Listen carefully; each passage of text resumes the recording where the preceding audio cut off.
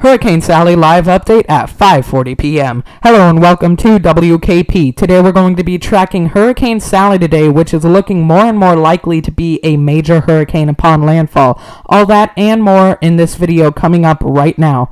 So let's first get to the National Hurricane Center. This is the Hurricane Sally track. As you can see, Sally will be a hurricane upon landfall somewhere in Mississippi or Alabama, though it is possible that we could see a minor or just a little bit of a brush on Louisiana. Quickly after landfall, this storm will weaken into a tropical storm and eventually a depression, moving towards South Carolina. I do believe that we will see a Category 3 hurricane out of this storm. That is because of the rapid intensification we have had today. The storm has went from a tropical storm this morning, I believe, to a Category 2 hurricane by this afternoon. And the National Hurricane Center is predicting a 110 miles an hour wind on landfall, though I do think we will see a Category 3 hurricane out of this storm. So where do I think landfall is going to be? I think Mississippi and Alabama should definitely keep an eye on this storm, and so should Louisiana for the coast of Louisiana, because it's very likely, even though the storm won't make direct landfall on the coast of Louisiana, they're still going to get some very bad surge and very bad wind. And this red means that there's 100% chance that it'll make landfall in that area. In one of those areas, not, I'm sorry, I'm a little tongue-tied here, but I'll give it a 95% chance of making landfall somewhere in this area. That's what the red means. That's where we'll likely see landfall. So what's the intensity going to be like of this storm? So the rainfall with this storm is going to be extremely high, 15 to 20 inches where landfall is going to be. That is over a foot. That's about a foot and a half to be exact. So very, very high rainfall. The flooding potential is about 50% high in Mississippi and Alabama and into parts of Florida. So Florida is also in the cone of uncertainty, so we could be seeing a landfall in the panhandle of Florida too. And where this storm goes, it's going to bring tons of rain. Most places on the track of this storm are going to get 20% moderate chance of flash flooding.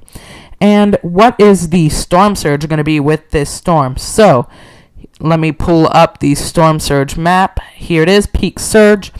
We're going to be seeing 7 to 11 feet in some spots of Louisiana. In Mobile Bay, 6 to 9 feet. And for parts of Alabama, 4 to 7 feet. Even Florida will get to 1 to 3 feet of storm surge. So we're going to be seeing extreme storm surge from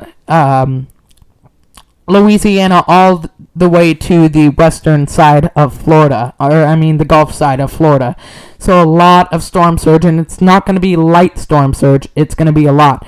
Here is the wind speed probabilities for the storm. We're going to be seeing a 90% chance of tropical storm force or above winds in Florida, Alabama, Mississippi, and Louisiana. So we're definitely going to be seeing a lot of strong wind with this storm. So let's get into the forecast models. Here's the GFS model. The GFS has this hurricane at 985 millibars right now. I can't remember the exact millibars. Actually, I can find it right here. The millibars right now are 987, so just above what the GFS model has, but the GFS has this storm strengthening, and right upon landfall, right upon landfall, GFS has this storm at, the model literally just broke on me, so we're going to go to the CMC model instead, and let's hope this one doesn't break on us. The CMC model takes this storm in quite weak at about 993 millibars. I do definitely believe, based on what the National Hurricane Center is saying, that the CMC model is quite wrong. We're going to be seeing quite a strong hurricane from this, not that weak.